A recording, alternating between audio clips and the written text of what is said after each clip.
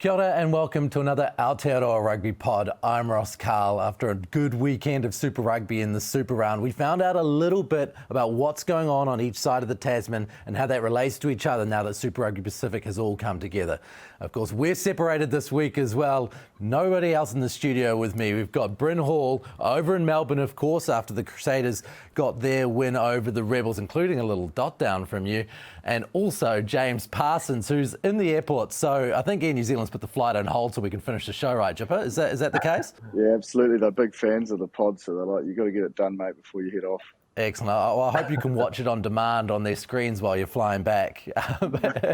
You're making me at home, so if we hear a bing bong, we know it's time for you to go, and we'll just have to carry on as planned. Why don't we get straight into the quick fire round? Let's start off with you, Jipper.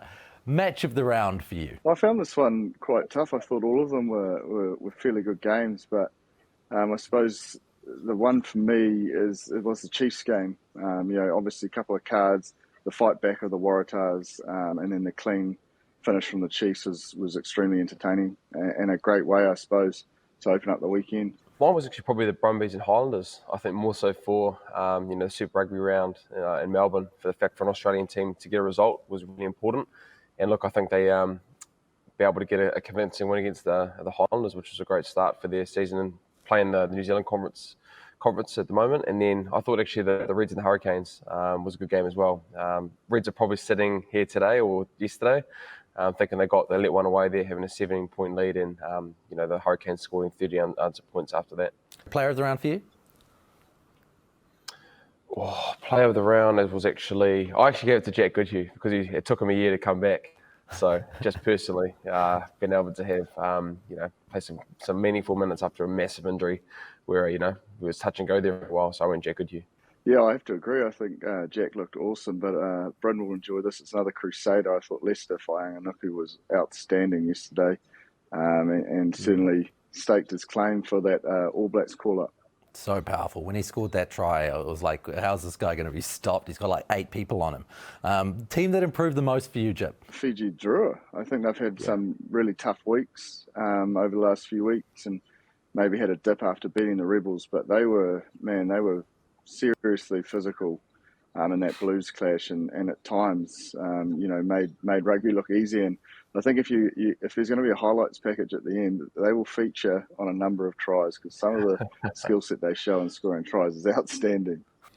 Yeah, I went for the Ndrua as well. Yeah, I think there'll be a couple of sore bodies in that Blues team for the next couple of days, because they were physical, and they were razzle-dazzle that they have been accustomed to the last couple of weeks, and it was a great performance, and probably a massive improvement from the week previous. Yeah, they had to get a spade to dig Beauden Barrett out of the ground after that hit. Like that was pretty solid. Team that regressed the most, Bryn? You could probably think the Blues were thinking they wanted a bit more polished performance, and so I've gone for actually the Crusaders and the Blues for the teams that have regressed the most this week.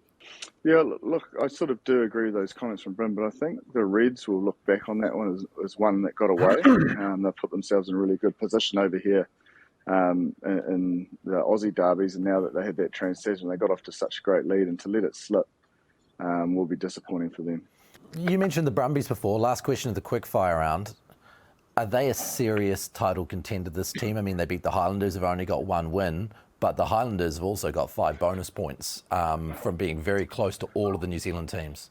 They had all the ball in that first 20 minutes and didn't quite get the reward. I know there was one drop ball over the line, but then the Highlanders fought back and put themselves in a position at 23-17. So if they are to be genuine title contenders, they will want to be more clinical with the amount of, I suppose, possession and territory they had against the Landers. They are. More so, I remember last week talking about it, was around their forward pack, and if they can really dominate teams, especially these New Zealand teams, I think it's going to set them in good stead for this competition. And look, I thought they're rolling more, and their breakdown around when they get into that 22 metre zone with their big men around the corner is a real positive for them. So look, if they can continue to keep winning breakdowns and being efficient at the breakdown and being physical, I think it's going to give these New Zealand teams trouble, and the Brumbies can probably get a few more results with that kind of having that mindset and being able to do that week in and week out against these Kiwi teams. Are you on a building site, mate?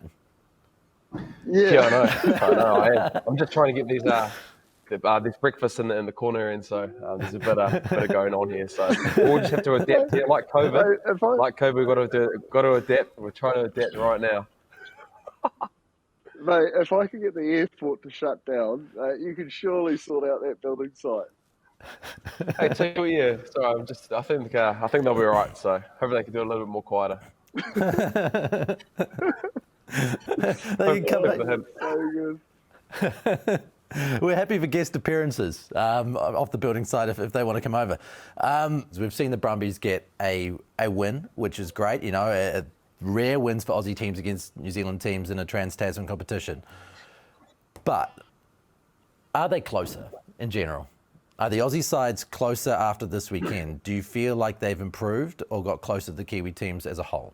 Probably the New Zealand teams probably haven't been at kind of the standard and the kind of clinical and execution of last year. And I think the Australian teams have really improved as well. So I think you look at the Reds game, you probably think that in that game, the Reds probably should have won that game, and they're probably kicking themselves. And the Rebels in that first half, you look at last year when they played us, within the first 10, 15 minutes, we're up by 20 odd points. And, it was 7-3 at half time, and they really dug their heels in. And so that's probably the thing that I've felt with most of these Australian teams and the differences that they've made this year, is that ability to stay in it longer and being able to not, the New Zealand teams score off click plays, turnover attack, or being able to score a lot of points consecutively in a short amount of time. So I think there has been a shift with the Australian teams and being able to understand that you need to stay in for long periods of time in games. And look, I think I brought up a few weeks ago that the ball and play has been that kind of 39 to 40 minutes in games for New Zealand games, and Australian teams haven't been able to play at that. So I think the more continuation they get to play New Zealand teams and playing at that kind of speed and being able to adapt to that, it's going to set them up, and hopefully it brings in more performances where the Reds, the Brumbies got to win, and even the Waratahs coming back as well, and then Drua. So there's a lot there for the Australian teams to like, and hopefully they can continue to keep getting better. And for New Zealand teams, for us, it's probably been a lot more clinical because we left out a lot of opportunities out there on the weekend. Jipper, your thoughts? Oh, look, I think in short they have.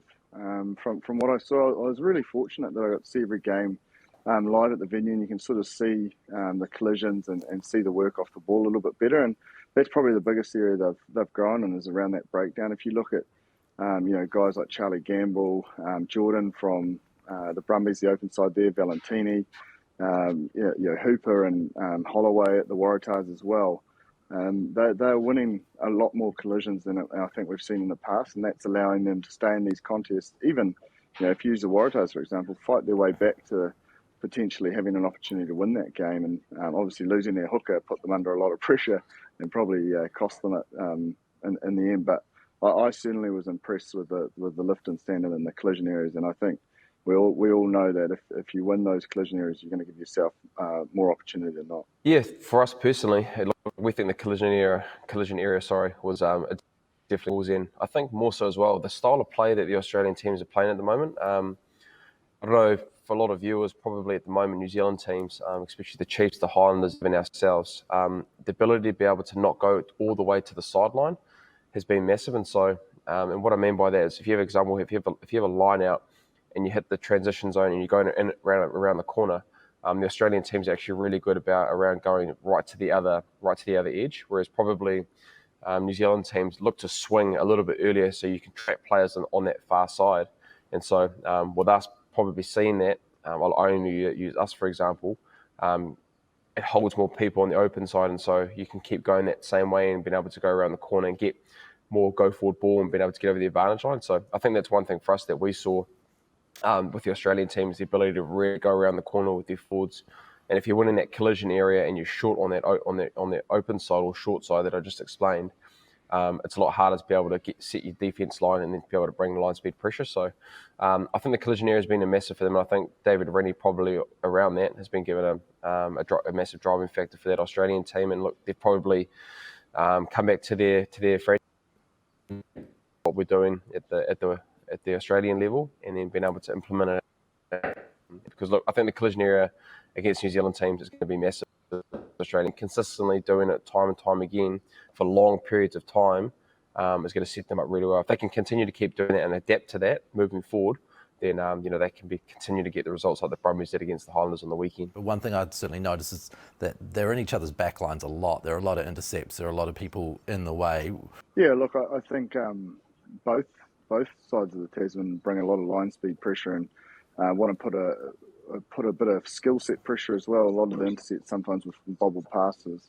But I mean, the New Zealand sides, yes, they were against different opposition, but they were relatively consistent in their shapes and styles. And as Bryn's alluded to, the Aussie shapes and styles are similar to that what we've seen at the Wallabies level, and executing that. So I think after week one, and because of all those intercepts, you'll see a lot more attacking kicking for that kick space, and see if they can break down those, I suppose, those line speed pressure. So if they get a few wins with the kicking behind, naturally as defenders, you're starting to think about that as well as trying to get line speed pressure. So that slows you down a little bit. And if it doesn't, then the kick pressure will come off for the attacking side. So the Super Round is all done. We had, 5 games in the end, and 4 wins for Kiwis, 1 win for Australians. You're all in the same hotel, Bryn. What's it been like being amongst all of these footy players all at once while you're roaming around the corridors? Yeah, it's been an interesting week, to be honest. I think it's been great to be able to connect with players, and if a lot of us know each other. A lot of guys playing in similar Mitre 10 Cup teams, All Blacks, or have played in different franchises before. It was a great chance to be able to connect and been able to talk to them. It was a little bit weird. You kind of, you're going down for a coffee and you see the boys are going out for training or getting ready for games, and we haven't even played our games yet. And so, I think I was rooming with George Bridge this week, and he forgot the toothpaste. So his job for the week was to be able to get us the toothpaste, which is important on a long tour, Ross. And going left, he's like, go to the left, man. Tom Christie was next to us. I went right, and I knocked on the door. This is probably like 10 o'clock at night. And one of the Fijian Drua boys was next door. And so I'm knocking on the door thinking it's Tom Christie, actually peppering him as well, saying, open the door, with a few lovely words. And it's one of the Fijian Drua boys who have been asleep. And so I'm like, oh, sorry, bro. Sorry, man. Vanaka. Sorry, man. That opened up the door. So I think kind of things like that, Ross. It's been interesting, but really enjoyable to see different teams here and being able to communicate and even talk to old coaches as well. Did you offer some toothpaste to say sorry, at least? No, I was pretty embarrassed and I pretty much had a red face on me, so I felt sorry for him. So whoever he was, I apologise, brother, and hopefully you got a good sleep that night. I suppose one of the interesting things about that is, like, I presume, and you tell me, Jipper, whether this is the case, there's a certain etiquette when you walk past another rugby player. If you're in the street or out and about, you've got to at least give them the eyebrow, right? Oh, there's definitely the eyebrow. There's normally a bit of chat too, to be fair. I must admit, even for myself, there's a lot of retired players bandied about over the weekend, and I caught up with a few of them as well. So it was certainly an exciting round. I think the most exciting thing for it moving forward is potentially positioning it on a standalone weekend. Obviously, with the Warriors, bit of AFL over here, probably didn't get the crowds that they're after. I still think Saturday and Sunday, I think they're around 12 or 13,000, but that's a 28,000 seater. If it can get on a standalone weekend, we know the Melbourne public will come out in force because they just absolutely love their sport. And I think all the players, and Bryn will attest to this, they love the city. That's difficult, isn't it, to make it standalone in a city with so much sport on? The earlier rounds, there'll be those opportunities, and I know that obviously both national unions and promoters are looking at what that may look like next year. That'd be cool. Kick off the season with the Super Round, Bryn. Be 300 of you in another hotel again just to start it all off. Yeah, I think, it would be good. I think, it's been a great, like I said, there's been a lot of teams been able to connect, and, the Melbourne public, what a city. For us, we love being able to tour, and Melbourne's a great city. And so, if COVID probably didn't happen with Omicron, there probably would have possibility that we probably would have been a little bit earlier, and probably the advertising and being able to be not with a lot of sports on at that time would have been a lot better. But I don't know, speaking as a player, look, it was great to be able to get out and being able to see different teams, being able to play. And I guess for fans as well, you've got a great spectacle being able to see different teams in 2 days, seeing a lot of rugby. And if you're a rugby fan over in Melbourne or just in general, hopefully, there was a spectacle that you deserved and you want to come back next year. Hopefully we can get that done next year. Geez, was there any food left on the buffet? Like, you'd have to be out there at 6 a.m, wouldn't you, to get to the buffet and get a coffee and have some breakfast? Well, I'll tell you what, where we're staying, I don't even know, I think we're staying like 20 minutes away from like Amy Park or wherever we played. And there's no coffee shops around. You can't like scooter anywhere. You can't walk. So the staff here have just been under the pump. And there's the general public here as well. So, yeah, they definitely deserve something after this because they've been peppered the last 2-3 days. Let's carry on. You mentioned the Drua players who now will be, coming to knock on your door at any stage that they can. Their performance against the Blues, they had the Blues under quite a lot of pressure in that game. And the Blues, Jipper, really survived off scraps and bits and bobs. What do you make of the Blues' disjointed win, Jipper? Oh, look, I think they'll be disappointed in the most part that they didn't manage to really retain too much possession. And when they did, they turned it over. They had 19 turnovers and they only had about 40% possession. So that's a really high turnover count. And then on top of that, they limited themselves in their kicking game. They only kicked and play 11 times. So it just wasn't the same sort of flow or I suppose that synergy that we've seen from the team in the past weeks. Noting that there were a number of changes and probably a few sore bodies after last weekend, but we've spoken about depth and the importance of depth and the importance of that next man up mindset. No doubt they'll be looking at that this week and reviewing pretty hard. What about RTS, Bryn? What did you make of his return to the starting team?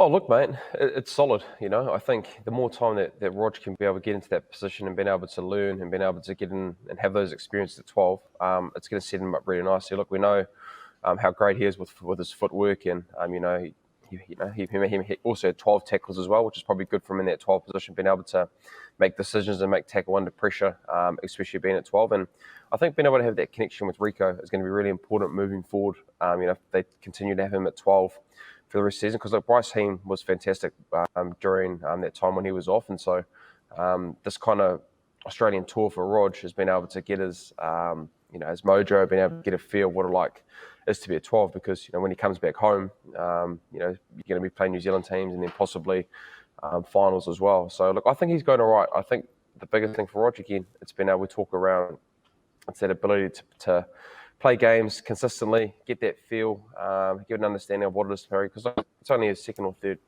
game. He hasn't played too many games. Didn't get to play that Bunnings NPC due to COVID back in Auckland when he was with Mitre 10, with the Bunnings NPC, sorry. So look, I think just continue to keep getting better, keep selecting him, and then he'll be able to figure it out with how the world-class athlete and world-class player he is as well.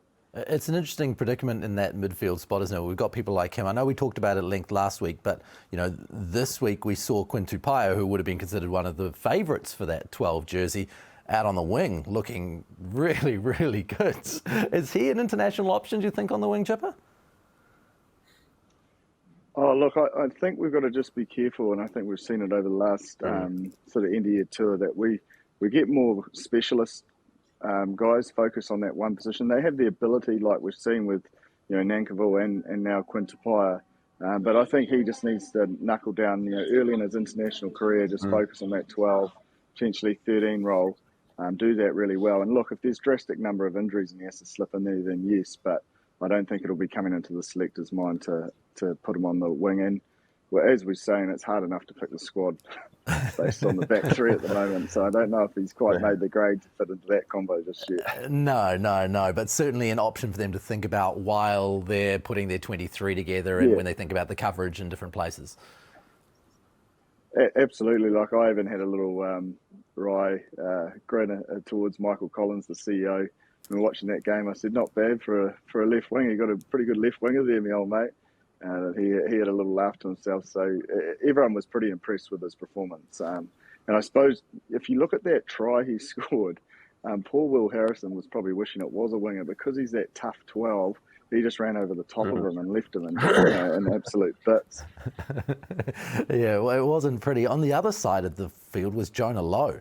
Now, here's a guy, I suppose he scored 4 tries. He's a guy who, there's not a lot of fanfare about Jonah Lomu. He just goes about his business. He's been in and around Super Rugby for a couple of years, performs well at NPC level. Bryn, where's this guy in the pecking order? Is he a prospect, or do we need to see a lot more from him to even put him into the conversation?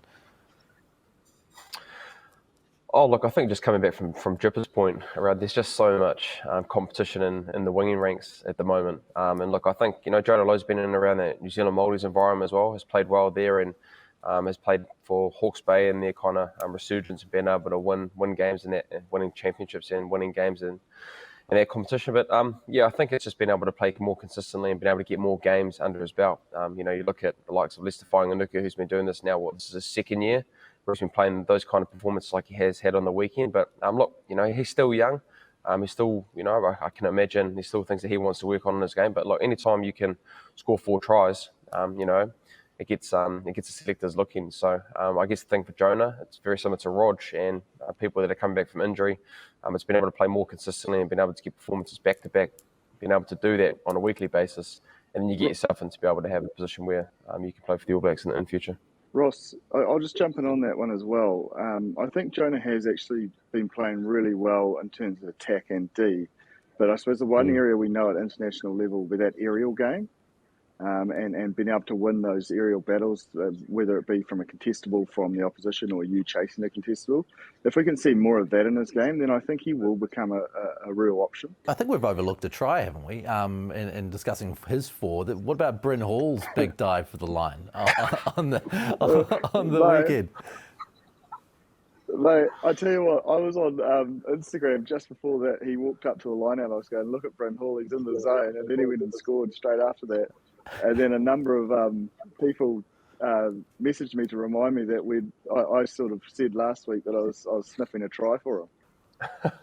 It's one of those ones where, Jib, you can probably attest to this, is that if you're going to do those kind of dives, you better make sure that you score it, because if you get it knocked out, there's a bit of things that can happen around, get a knock on your hand and you don't score the try, because there's probably a few guys on the outside that were wanting that ball. So good to get off the mark, actually. No nudie run for me this year, so it's going to be pretty good, obviously. Nobody wants to see me nude, so no nudie run for me this year. Have you done a few of those? No, he's always scoring tries. Yeah, there's a couple of tough years of the Blues, man, where you just didn't get any passes in the inside, so yeah. Oh, here we go. There, but nah. Thankfully I didn't. Not this year, Ross. All right, and how does that work? Does the group get in together? Everybody who hasn't scored has to do a nutty run together. What's the story here? Oh, yeah, India, it's your kind of India do, possibly, if you haven't scored a try. There are some teams that do that nudie run if you don't score a try. So, thankfully, I won't have to worry about that. But, it's a running joke in teams, and, probably Jip's, probably seen it as well in his time as well. Seen it as in been it? No, mate, I always found a way to the line. Don't you worry about that. But these days, you get one, that's all that matters. These days, you'd be the top try scorer. Things have changed. Yeah, no hooker's ever going to do a nutty run ever again. Hopefully not. In saying that though, Jip, the fact, if you had to do it right now, mate, with the way you're looking and how much of good nick you're in, it actually wouldn't be a bad sight, mate, if I'm being honest. Oh, mate, I would get absolutely demo. There'd be no chance of that happening ever, Bryn. It really wouldn't be that much difference from his summer Instagram, would it, Bryn? Well, that's it, mate. That's it, mate. He's going to be, it's time and time again, mate. He's even more ripped than he was 12 months ago. So probably actually need a post coming up, Jip. We need a shirt off or something, or singing or something moving forward. We'll give the people what we want, mate. Absolutely. Hey, I'm zoning in for a 92 kilo. But before you get the big bing bong and you get called into your plane to fly back over here to this side of the Tasman, let's get into the Dream Team selections quickly. Of course, if you've been keeping up with the Dream Team on RugbyPass, make sure that you go onto the website and when you're there, put in your Dream Team for the week, who you thought was the form team that week. If you get it closest to the team that everybody else has selected, then you can win a subscription to RugbyPass, and if you're the best over the course of a year, you get a chance to come on this show right here. Okay, so is Bryn Hall, courtesy of his dive, in your team of the week? Oh, mate, I wanted to put him in there, but I've actually got Jake Gordon. I thought Jake Gordon was outstanding for the Waratahs and probably was the difference, for them and having the ability to come back from a really tough start But Bryn was certainly next cab off the rank. I thought he was outstanding when he came off as well. But then Aidan Ross, I've got at 1. I've got Samasoni Takiaho, who I thought is getting back to that end-of-year tour form. Was really physical and dominant in the collision. Taniela Tupou, I just can't go past watching the guy. Whenever the ball's around him or he's lining up defensively, he's something's going to happen. And also, I think his scrummaging and his core roles is really strong. Jed Holloway, the skip from the Waratahs, and at lock, Tupou Va'i. Excuse that announcement behind me. Darren Alangi from the Drua, I thought he was outstanding, and his little kicking game, his little grubbers in behind were exceptional. As I said, that'll probably be on the highlight reels for a while. Blackadder at 7, as always, just into everything, destroying everything. Huge work rate. Pete Sama, I thought was great in the 8 jersey and very similar to Blackadder, physical and into everything. Mentioned Jake Gordon, Richie Moanga at 10. I thought his control and his management, even when you guys were under pressure, Bryn, he never at one point looked flustered, and he knew it would come. And I think also on that, it shows the experience of Jack Goodhue. It just seemed really composed in that 10-12 axis, and it allowed everyone else to free up once those points started coming. Got Nankerville at 12. Reeks remains at 13, which I think he'll stay there forever. Lester Fying and Niku on the 11. Jonah Lomu 14, and Geordie Barrett at 15. Very nice. Are you close to that, Bryn? Wow. I was just going to say, Jip, we're probably going to be very, very similar. I don't think I've got many changes, to be honest. I think I have got 2 changes. At 6, I had Pablo Matera at 6. Oh. I thought, look, he was... I knew it would be a Crusader. Well, his soccer skills, mate, got him over the line, because I thought, just take aside his ability to be able to set up that try. It was probably his best game in a Crusaders jersey, and probably the way that we've probably seen him playing in with Argentina, around his ability on the edge, offloads, going attacking in the line with a bit of space, and then a bit of flair as well. And his physicality was second to none as well. So I've got Pablo at 6, and I've also got Cullen Grace at 8. Who's probably just been doing the hard work, all the great work that a lot of people don't see. But I've gone Cully at number 8. I wanted to go Ethan Blackadder, but I can't have an all loose 4 trio, can I? With the Crusaders, I've actually got Sam Cane. No, you should. I went Sam Cane. Just name 1 to 15 Crusaders. just whatever Scott Robertson names that week, we'll just put into the lineup, eh? No, well, that's the only 3 differences actually in the loose 4 trio with Pablo and Sam Cane at 7 and Cully at 8. But other than that, I've gone the rest. I've gone with Jipper, and that's exactly who I've gone. I've gone Gordon, Richie, Lester, Nank, Rico, Jonah Lomu, and then Geordie Barrett at fullback. So not too far away, Jip. Nice, mate. I'll make sure there's a few more red and blacks in there next week. But I just sort of considered Samo, once a Crusader, always a Crusader. But, you've just dropped him, so that's fine. He's a Brumby, mate. He's a Brumby. Nah. He did play well, though. Pete did play well, but Cully's been playing well in the last couple of weeks, and so he's probably due to be in the form 15 and scored a nice little try on the weekend from a support line off Rich as well. Nice. Okay, well... I agree. Both those boys have been going well. Jipper, why don't we let you go now? You can go catch your plane, head back over the side of the Tasman, and we'll see you in studio next week, eh? Oh, can't wait. Looking forward to getting home, and have a safe trip, Bryn. Wish you all the best. You've got a big few weeks ahead of you, mate, so go well. Cheers, boy. Fly well, mate. Awesome. Thanks, Chip. Okay, Bryn, well, while you're still here, let's carry on, eh? Let's have a look at some of the things that have been going on in rugby this week. So we spoke a little bit about the midfield before. Alex Nankerville, Balin Sullivan are other guys who really impressed on the weekend. We discussed them last week. But week on week, these guys continue to rack up performances, and they're very consistent. They're very flexible in where you can pick them. Are they getting closer? Are there changes to the way you think that the setup's going to be? Oh, I think for those boys, because there's probably guys that are incumbents in that squad, and probably they worked their way in there for 3 years of work, and other than QuinTipio, obviously, who was selected last year. But I think for those guys, it's continue to keep playing well. With Alex Nankerville, we continue to keep talking about him, and all you can really do is control what you can control. And if you continue to keep putting in good performances like Alex Nankervis has been doing for the Chiefs, to be able to move QuinTipio and All Black onto the wing, that speaks volumes. And then being able to see Bailyn Sullivan, who's probably been plying his trade a little bit and probably hasn't had the opportunities at Super Rugby level. We've been able to see some more performances again, where he was outstanding on the weekend. So I think for guys like that Ross, then they want to be able to stake their claim for the All Blacks. Considering the World Cup isn't too far away and they're probably penciled in their squad around what they're looking like building towards that, the more games you can keep consistently play, guys like us that continue to keep pumping them up, or media critics as well, being able to see their performance as well, it can only help them moving forward to be able to be in the conversation, which is all you can do, and it's all based on the selectors and the coaches if they want them in the squad moving forward. I suppose the hard thing, not far out from a World Cup, is thinking about how much you make change. And when you look at what they've got, the class that's already been there is undeniable. The issue in the midfield really is, who is it, rather than, if you know what I mean, like from within the people that they've got. There are so many choices, and they need to be consistent choices.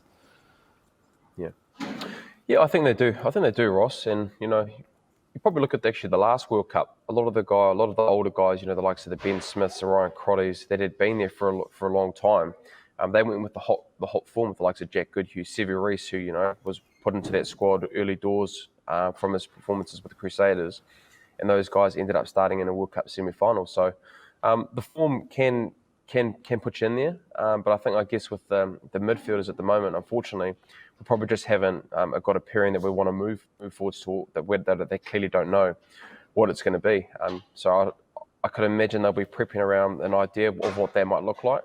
But there's just probably a lot to play for, especially in that position, Ross, because there's just so many players that have played through the duration of the last World Cup and probably haven't figured out who it's going to be. But I think it is important to be able to get there right and give that combination an opportunity to perform, and being able to get their continuity and cohesion, which is going to be really important going into a Rugby World Cup in those kind of scenarios and conditions. It's interesting you say that. I had a conversation with Warren Gatland a couple of years ago about the All Black selections at the last World Cup and who played in the semi-final and who played in the fourth playoff game against Wales. Yep. And what Warren said to me was he felt like the better team played against Wales, because he looked at the team. He looked at Ryan Crotty, Sonny Bill Williams. He looked at Ben Smith as well, and said, hey, this is the team that had all the experience. This is the team that knew about World Cup and World Cup winning kind of stuff. Why on earth would they move away from that in a World Cup environment? You can't be chopping and changing. You can't be throwing away years of ideas and understanding, I suppose, when you get to that point of time. Yeah, I think you're right, Ross. But I think at the same time, you look at the kind of the performances that they had in that World Cup. They were warranted on their performances because through pool play and then through the kind of quarterfinal stage, they were playing really well. But I think what it does open up to is that experience side. It's a pretty fair call from Warren and his analysis around that, because look, there's guys that are seasoned pros and have a pretty good understanding around situational football, which I guess in World Cups is pretty important to be able to understand. And I look at the likes of Ryan Crotty, even Matt Todd, and those guys, the kind of big games that they've played in those kind of years before that semi-final, probably set them up well in that third and fourth, which we saw, a pretty more convincing game and a probably more convincing win in that World Cup stage. So, but I think you are right in a certain extent around they need to make a call around it and be able to give those guys the best opportunity to be able to perform at a high level, which we all want as players and people in New Zealand as well. Let's get into rethinking rugby. Now, if you missed last week's episode, what we're doing each week is having a look at ways that we can make the game as good as it can be. Last week, we discussed whether we should have shirts on the back of jerseys to help marketing, etc. And off the back of that, we've had some comments come through and some ideas come through about things that we should discuss that rugby could rethink. Now, please keep all of those things coming through to us, all of those ideas, and we will discuss them.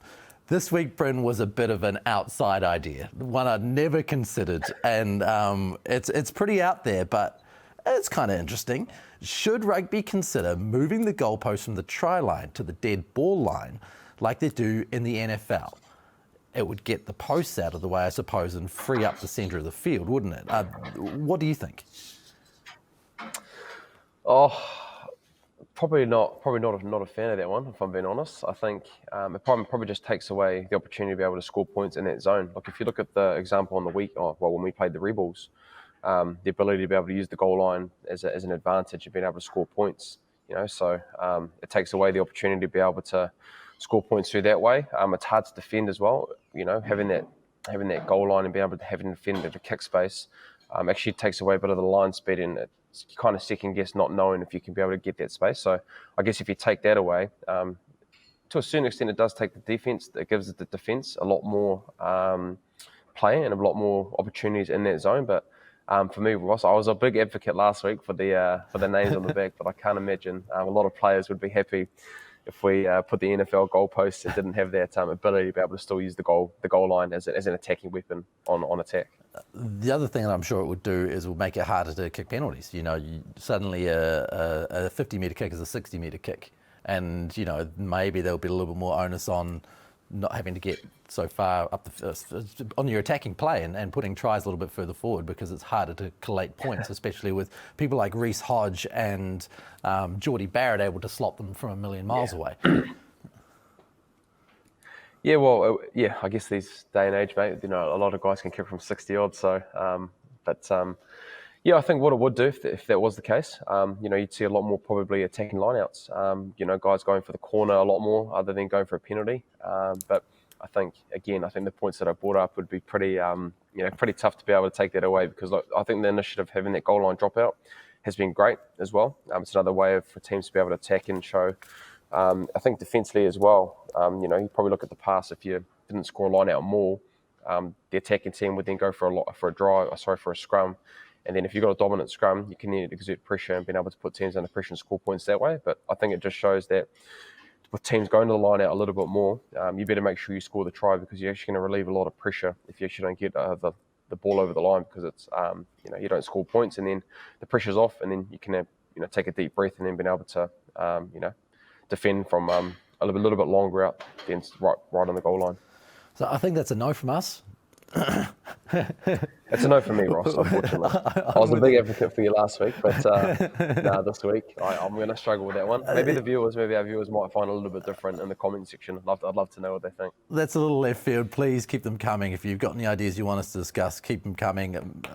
That's left field, but we'll keep having a chat about what they've got coming up. Okay, let's have a look at the week ahead. We've got a few games coming up this weekend. The Reds versus the Chiefs. Did the Reds do enough in the first half to make you think that they can beat the Chiefs this weekend? Yeah, I think they will, mate. I think they will. Hey, mate. Oh, come in here, mate. Come on, mate. Got the big fella. Goodness got the big fella here, man. Welcome, Razor. All right, you might as well ask him a question. Ross, what you got him? Anything. You caught me on the fly. Well, we're in the middle of our predictions at the moment, Razor. We're just starting them off. The big question to start with was the Reds obviously went up 17-0 early on against the Canes. Is that enough to make you think that they could possibly beat the Chiefs? 100%. Sure.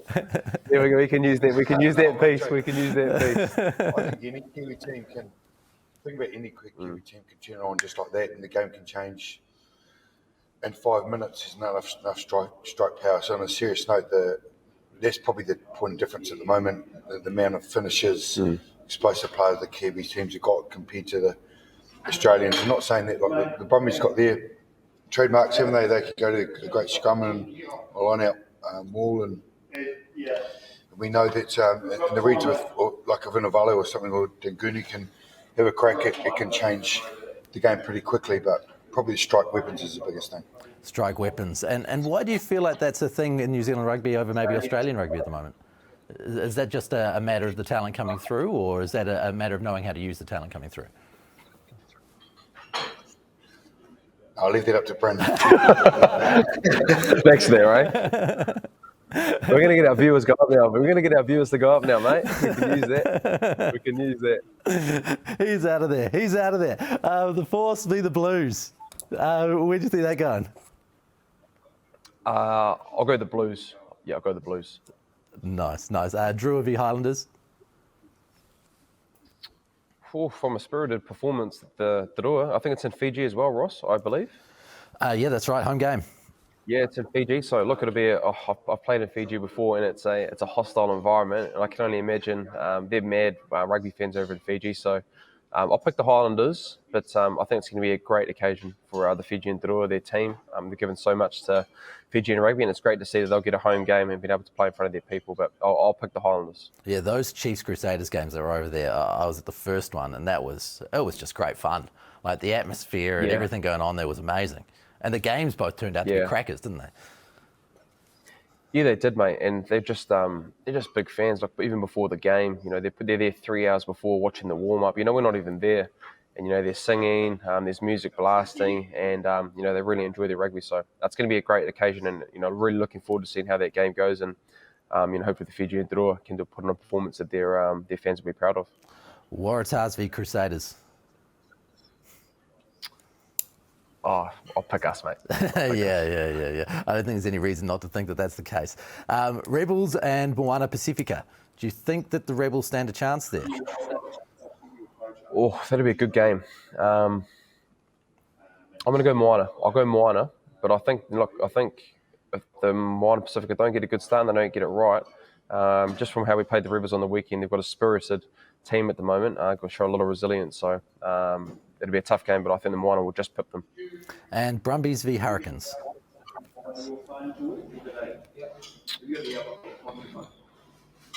I'll go Brumbies. Brumbies at home. It's pretty hard to go against Brumbies at home, considering where they are on the table and the results that they got on the weekend, right? They've got a lot to play. They've got a lot to play for. Awesome. Okay, hey, well, thanks very much, Bryn. You've got to take off too, don't you? You've got a pool session and then you're off across the country.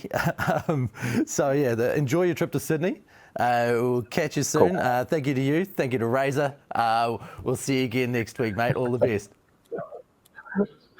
Cheers, Ross, mate. Thanks, mate. Enjoy. Okay, cheers. And that is the Aotearoa Rugby Pod for another week. I'm Ross Karl, Bryn Hall, James Parsons, back next week. Hopefully another, contribution for a Crusader walking past as well. But thank you very much for joining us. Catch all the rugby on Sky Sport and also get all your analysis on RugbyPass.com.